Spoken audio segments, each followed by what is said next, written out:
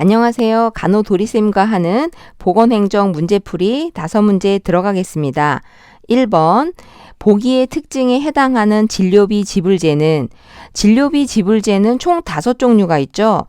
아래 보기에서 5가지를 볼 수 있는데요. 각각의 특징은 또 다른 기회에 설명드릴 수 있고요. 크게 1번 행위별 수가제만 사후에 의료비가 결정되는 방식으로서 의사가 자유롭게 처방을 하기 때문에 의료비 상승의 원인이 된다라는 점이 중요합니다. 나머지 2번 포괄수가제, 3번 인두제, 4번 총액계약제, 5번 봉급제는 모두 사전에 의료비가 결정되어 있고 그 의료비 범위 내에서 진료를 하기 때문에 의료비 억제, 통제의 효과가 있다고 볼 수 있겠습니다.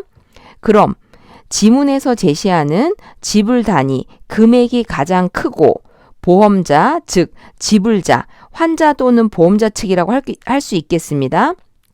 그 보험자와 의사단체, 즉 의료공급자, 의료기관이라고 할 수도 있겠죠. 총액을 계약해야 되기 때문에 계약 조건이 서로 맞지 않으면 체결이 안 될 수도 있겠죠. 또한 사전 결정 방식이기 때문에 의료비 통제, 억제의 기능이 있고 또한 그 범위 내에서 최소, 과소 진료할 수 있는 가능성도 있죠. 정답은 4번 총액 계약제입니다. 지불자, 보험자 측과 의료 공급자 측이 1년 또는 일정 기간 단위로 하여 진료비 총액을 계약하고 그 범위 내에서 모든 의료를 하게 되는 제도 4번 총액 계약제였습니다. 2번 국민건강보험법에서 우리나라 건강보험 제도에 대한 설명으로 옳지 않은 걸 물어봤는데요. 하나하나 보겠습니다. 1번 본인 부담액의 연간 총액이 상한액을 넘는 경우에 초과액을 환급해 주는 제도가 있는데 환급의 주체는 건강보험 심사평가원이 아니라 국민건강보험공단이 되겠습니다. 건강보험 심사평가원은 의료기관에서 청구한 내용이 적합한지 심사하는 기관일 뿐이지 본인 부담액을 환급하거나 보험 전체를 관리하는 곳은 공단이죠. 또한 이것은 본인 부담금 환급금 제도라기보다는 상한제도, 본인 부담금 상한제라고 볼 수 있습니다. 환급한다는 의미는 들어갔지만 이러한 제도 자체는 상한제라고 봐야 됩니다. 2번 국민건강보험공단은 임신이나 출산은 질병이 아니죠. 질병이 아닌 임신, 출산 등 이걸 부가급여라고 하는데요. 이것을 이용할 수 있는 이용권, 요즘은 전자이용권, 즉 바우처 제도를 실시하고 있습니다. 3번 경제성이나 치료 효과성이 떨어지더라도 혹은 그 근거 자료가 좀 더 필요하더라도 대상자의 건강 회복에 잠재적 이득이 있는 경우에 일부 선별급여로 지정해서 본인 부담금 일부 발생하겠지만 건강보험을 적용해주는 제도가 있습니다. 선별급여라고 합니다. 4번 의료법은 부속 의료기관을 요양기관에서 제외할 수 있다 그랬는데 부속 의료기관은 예를 들어 기업체 같은 곳에서 근로자들, 본인들 기업에 근무하는 근로자들만을 위한 부속 의료기관이기 때문에 건강보험 적용을 안 해줄 수도 있죠. 일부 어떤 부분은 적용된다고 하는데요. 공단에서 부속 의료기관의 취지 자체가 기업체에서 사내 근로자들의 복지 혜택을 위한 기관이기 때문에 건강보험이 적용되는 요양기관에서 제외할 수 있습니다. 틀린 말은 1번 본인 부담액 연간 총액이 상한액을 넘는 경우에 초과액을 환급해 주는데 환급해 주는 주체는 공단이 되고 또 그 제도 자체는 본인 부담금 상한제라고 부릅니다. 3번 보기에서 설명하는 보건의료의 사회경제적 특징을 물어봤는데요. 특징이 모든 국민에게 또한 마지막 줄에 보니까 건강권을 보장한다고 했는데요. 건강권이라는 단어 자체가 모든 국민들은 건강할 권리가 있다라는 정신을 담고 있죠. 그러한 가치제라는 뜻입니다.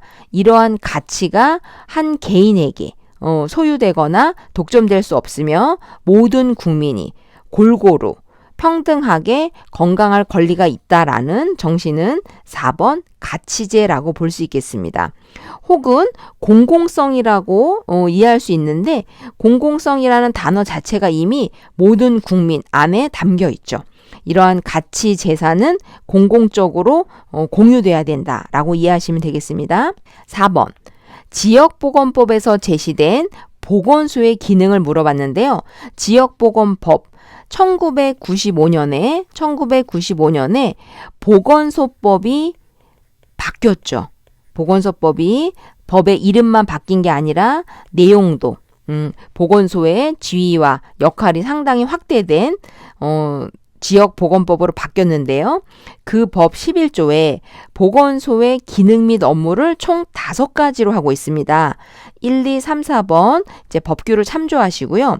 5번에 지역보건의료 서비스를 총 8가지를 제시하고 있는데 그 8가지 내용이 이제 여기 지문에 나옵니다. 1번 난임의 예방 및 관리. 요즘 보건소에서 난임 환자들을 서포트하는 업무를 많이 합니다. 2번 감염병 예방 및 관리 오래전부터 해오고 있었죠. 또한 3번 요거는 지역보건의료 서비스는 아니지만 보건소에서 지역보건의료 정책을 기획하고 조사하고 연구하는 업무 하겠죠. 하지만 4번 보건의료 수요. 우리 지역에서 보건의료가 얼마나 필요한지 측정하는 것은 보건소의 기능이라기보다는 별도의 어떤 연구기관에서 할 수 있겠죠. 보건소에서 보건의료 수요를 직접 측정하는 업무는 없습니다. 5번 우리나라 사회보장 체계라고 했는데요. 사회보장의 유형에서 선생님들이 많이 공부하셨을 텐데요. 첫째, 사회보험 유형. 둘째, 공공부조 유형. 셋째, 사회복지서비스 유형. 이렇게 3가지를 거의 암기하셨을 텐데 그 중에 첫 번째, 사회보험도 크게 소득보장과 의료보장으로 나누어서 우리나라의 4대 보험 혹은 5대 보험을 선생님들이 4대 또는 5대 보험을 한번 써보시면 좋겠습니다. 소득 보장을 위한 4대 보험은 국민연금제도, 또 고용보험, 실직 등의 상황에 대비한 고용보험. 의료보장에 해당되는 것은 첫째, 국민건강보험.